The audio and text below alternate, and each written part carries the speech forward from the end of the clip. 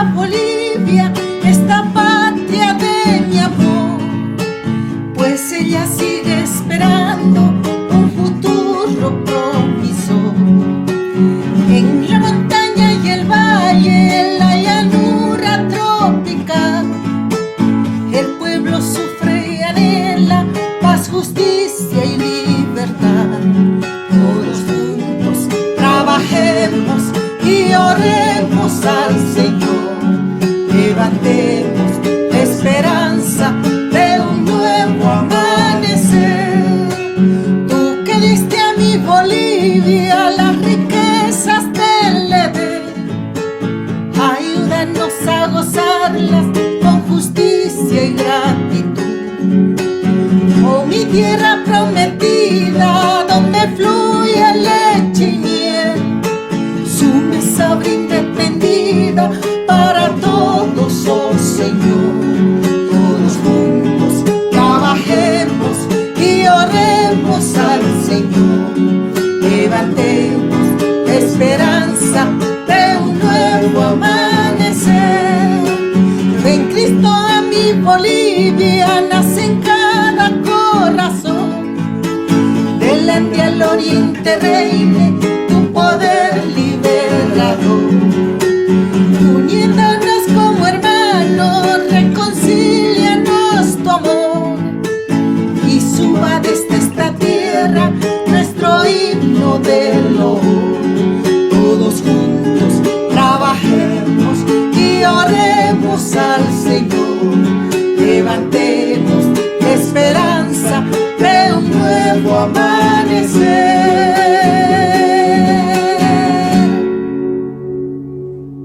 Welcome to Weaving the Blanket, stories of faith, sacrifice, and martyrdom of the Evangelical Methodist Church of Bolivia. This is podcast number 9, the early Methodist missionaries, James Wimberg, removed from Bolivia for successfully beginning to educate the indigenous. I am David Stevenson. It is my personal experience with God's Ruach, which is a Hebrew word for wind or spirit. God's Ruach, God's wind, God's spirit, God's will for my life almost always means that God is calling me to do something that is outside of the mainstream of what the church and what society considers the normal path, the well-worn path of God's work through established institutions and established practices. Over the last few episodes, we have seen God's Ruach led U.S. Methodist missionaries to come to Bolivia in 1906, certainly outside of the norm for a pastor. Additionally, because it was illegal to educate the indigenous, and because of God's plan, which was unknown to the missionaries at the time, the focus was to educate on the children of the elite.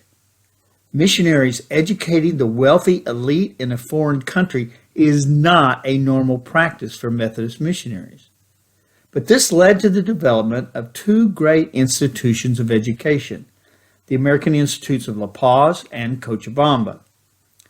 We also learned last week why the creation of these two institutions were important for God in His work in Bolivia. The American Institutes, I believe, played a critical role in ending the hacienda patron slavery system. By educating these future Hispanic elite leaders with a so-called, quote, liberal education, unquote, some of these children grew up recognizing the injustice of the hacienda patron peon form of slavery of the indigenous. And two graduates of the American Institutes became the key leaders in the creation of the MNR political party and later were elected as presidents. And their primary impact was to pass the Land Reform Act of 1952, which ended the hacienda slavery system in most but not all of Bolivia. Once the systems were in place to begin the end of the hacienda patron system, God's Ruach began to blow again into the hearts and lives of a few U.S. missionaries in South America. 13 years after the establishment of the American Institutes in 1919, God called missionaries to begin educating the indigenous people, even though it was illegal, and it wouldn't be fully legal for another 33 years. This week we're going to hear about the first missionary who responded to God's ruah and attempted to bring education to the indigenous peoples. He faced community opposition, lived in fear of the rest of the government, and unfortunately his greatest opposition came from fellow U.S. missionaries and the bureaucracy of the Methodist Church. And it all reached its climax in 1919.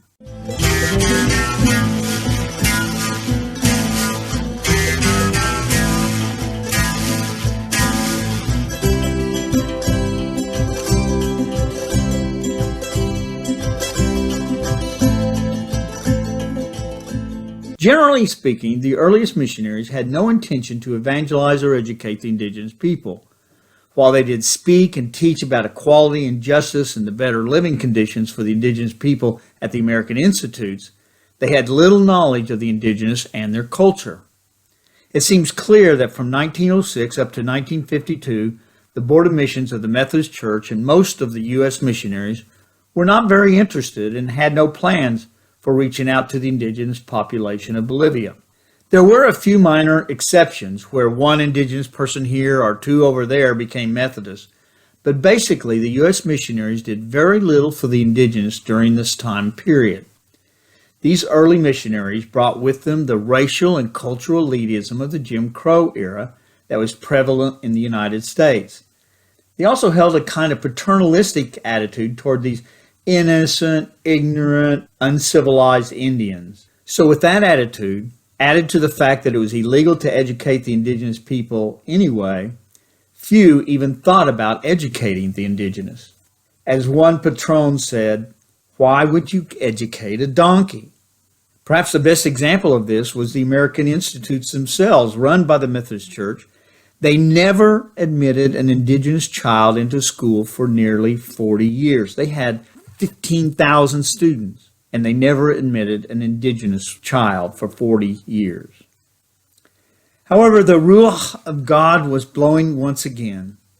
The missionaries had found it difficult to get very many Hispanic or mestizos to join the Methodist Church. Because of their Criollo culture, their racial identity was just too wrapped up with the Catholic Church. But indigenous people were open to the gospel as preached by the missionaries.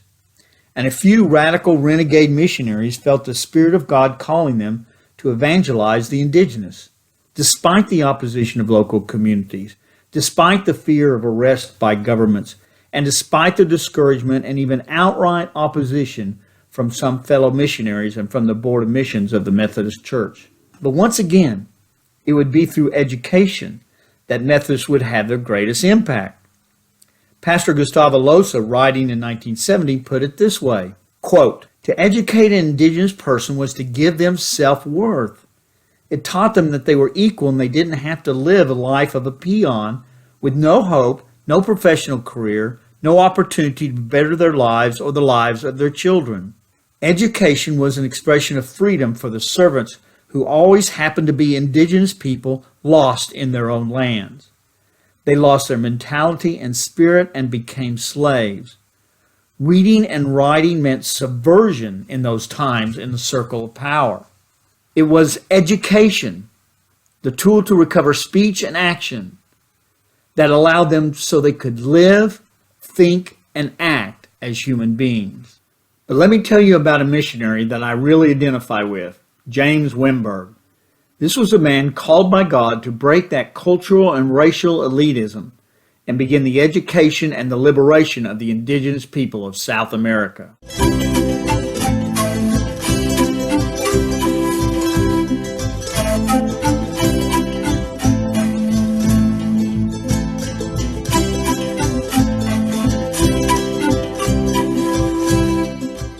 In 1918, James H. Wimberg, who was living in Tucumán, Argentina, wrote letters challenging the Board of Missions in New York City to begin missionary work among the rural indigenous people of South America. Frank Mason Nort of the Board of Missions responded that there were, quote, "no plans for a program like this and no funds to finance this work." Again, this is 12 years after the Methodist work in Bolivia had been started. Do you see the irony of that statement, that there are no plans and no funds to finance the work? But God's Spirit, God's Ruah, wouldn't let Wimberg accept no for an answer. In fact, it strengthened his efforts to get support. In January of 1919, Wimberg spoke directly with Bishop William Oldham, the corresponding Secretary of Missions for the Methodist Episcopal Church, and proposed support for his work. Based on this meeting, the bishop agreed to support Wimberg as a missionary and his outreach to the indigenous. So Wimberg arrived in La Paz on September 20th, 1919, and was designated as the Superintendent of the Indigenous Missionary Work. In 1911, a Bolivian who had moved to California, named Antonio Chirioto, at the age of 80, became a Methodist. He came back to Bolivia and formed the Pineal Hall Christian Society. There's a little confusion in my sources on the exact date. Losa says it was in 1917. Huamamani says it was in 1913. Whenever it was, Chirioto agreed to donate $32,000 to form the Pineal Hall Christian Society. That's a lot of money in the 1913s and 1917.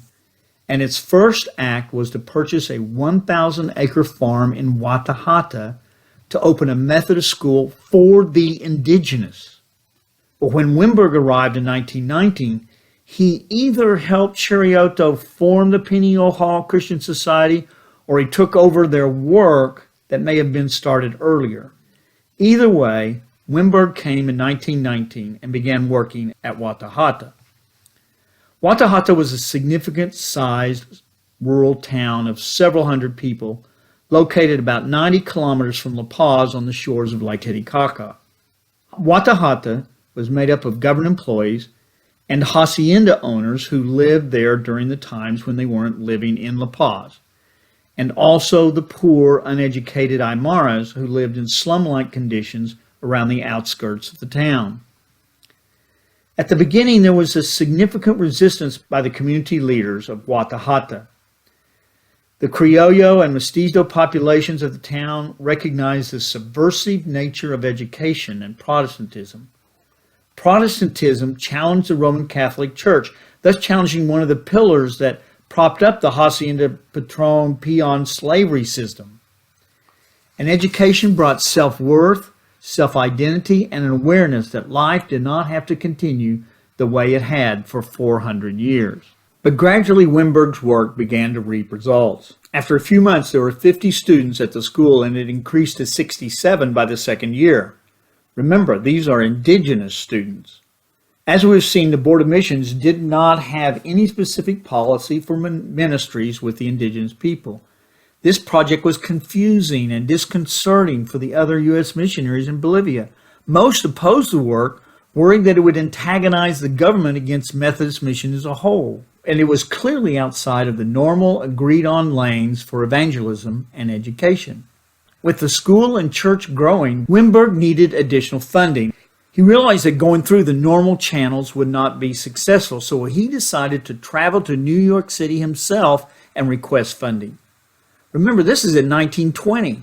Travel was expensive, difficult, and took a long time. But the Bolivian District Superintendent, a U.S. missionary named Reverend John Washburn, who also lived in Watahata, opposed the trip. Washburn loved working and interacting with the wealthy patrons of Watahata. Washburn was not interested at all in the working with indigenous people. He gave the impression that he hated them and saw them as inferior beings and as slaves. Bolivia's patrons who exploited the indigenous people for their haciendas, they had an ally in this man. Another missionary named Weber said this about Washburn, quote, "He," meaning Washburn, "was generally busy with public relations with the privileged classes and members of the government, a tendency shared by many missionaries in Bolivia," unquote. Weber even called Superintendent Washburn a slave trader, since Washburn had stated his approval for the patrons of Watahata to use the whip on indigenous peons on their haciendas. Let me say that again. The district superintendent of the Methodist Church had stated his approval for patrons to use whips on their indigenous peons. Wimberg decided to go to New York anyway and raise the funds for the work for the indigenous people. This was seen as insubordination by District Superintendent Washburn. Washburn sent a report which reached New York before Wimberg arrived. The report included unfavorable and untrue gossip about Wimberg, claiming that he had personal problems and was destructive to the work of the Methodist Church in Bolivia. Now, the Board of Missions took Washburn's accusations as fact. They did so without any real knowledge of the Bolivian reality, without checking with other U.S. missionaries in Bolivia, nor even with the Bolivian Methodists themselves. They simply relied on the information, or rather the misinformation, sent to them by Washburn. As soon as Wimberg arrived in New York, the board wasn't interested in hearing Wimberg's side of the story and immediately discontinued Wimberg from the mission field. And with his departure, the work in Watahata changed and soon was abandoned. A man named Farmer, who was on the Board of Missions of the Methodist Episcopal Church at the time, said of Wimberg, he was the, quote, only person specialized in South America and interested in the work with the indigenous, who wanted to dedicate his life to them, end quote. A book published in 2022 by a former U.S. missionary shows why it's important to write and speak about the history of the IMB from an indigenous perspective instead of a white U.S. missionary perspective. This missionary, quote, whitewashes, unquote, the story of Washburn and the closure of the work of James Wimberg. In this case, it's a literal whitewash. The 2022 book implies that Washburn supported Wimberg's work and strategically turned the ministry over to the Canadian Baptists. And yet we know from Gustavo Los's research that nothing could be further from the truth. Washburn was a racist who supported the use of the whip against peonies on a patron's land. He opposed any work with the indigenous. He refused to help find support for Wimberg's evangelization of the indigenous, and when Wimberg headed to New York to find funding, Washburn sent a letter to the Methodist Board of Missions, which arrived before Wimberg did, which made false accusations against Wimberg and got Wimberg fired. We know all of this from Gustavo Los's paper. What I find especially hard to understand about this is that Gustavo Los's 2007 paper, quote, The Mission of the Methodist Church is a Part of the History in Bolivia, the Education of the Indigenous, unquote, seems to be the source used by that 2022 author in writing about James Wimberg and Watahata. In fact, the author even cites Los's paper in his bibliography. But it's from that same paper that I found out the whole story. And it appears that the 2022 author whitewashes the story by choosing to leave out anything negative about Washburn and implying that Washburn actually supported Wimberg, which couldn't be further from the truth. I believe it's important that we be honest about the total story of the missionaries, both the good and the bad. It's only then that we see their true commitment and sacrifice. For example, James Wimberg probably knew he was risking losing his job in Bolivia and possibly being removed not only from Bolivia, but perhaps from all missionary work, and maybe even being removed from the ministry by defying the district superintendent Washburn.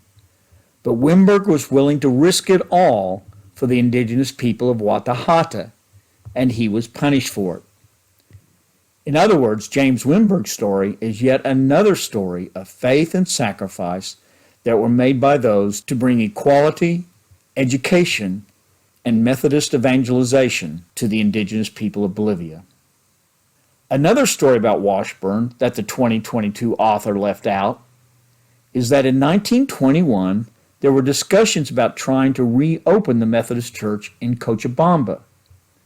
Washburn wrote the mission board in New York in 1921 regarding to this opening. Quote, if we were to start up in a rented building as we did before, we would get the lower class of people. You can read the indigenous there. Only the lower class of people in the church, and have the higher class people in our schools, and that these cannot be mixed without bringing disgust to the higher class is well known, unquote. Let me clarify that statement. He's saying that Methodists should not start a church in Cochabamba because, after all, the only ones who will come and become Christians are indigenous, and no self-respecting Creole or Mestizo will join. It implies that Methodists surely don't want indigenous people in our church. Why should they? Oh my gosh, what a statement. That's amazing. And I would add, that is why the Methodists had so few members. Wilson Boots writes that the missionaries were deeply concerned at this time over the lack of church work among the Spanish-speaking people, meaning the Criollo and Mestizo. They apparently didn't have any concern about evangelizing the indigenous. In 1925, Bishop Miller, who was then in charge of the work in Bolivia, laments, quote, "After all these years, we have not a single organized church in all of Bolivia."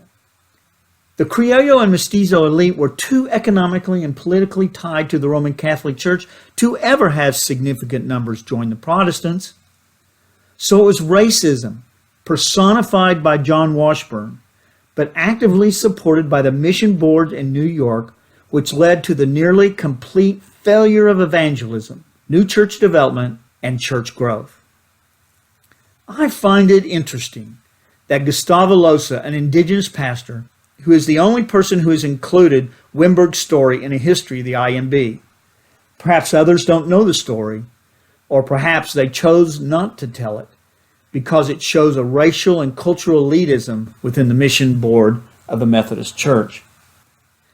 Now, I've said that I wouldn't inject my opinions, but I can't help but find it fascinating that almost 100 years later, 2015 and 2016, the General Board of Global Ministries would do to me, forcing an early retirement, what they did to Wimberg, through the exact same process and for almost the exact same reason. Bureaucrats will always be bureaucrats.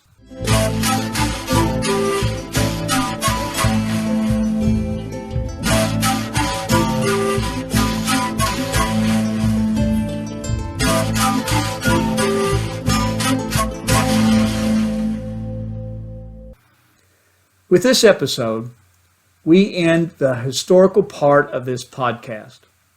From this point on, I will be retelling the life stories of Methodist persons. It will simply be their stories of how they faced arrest, torture, opposition by the U.S. Methodist mission leadership, community injustice, and even martyrdom to bring about the emancipation of the IMB from New York and become one of the leading voices for indigenous human rights in Bolivia, and stood against those who would turn the country away from democracy. Remember that you can comment on this episode on YouTube or the website www.weavingtheblanket.com or on Weaving the Blanket face page.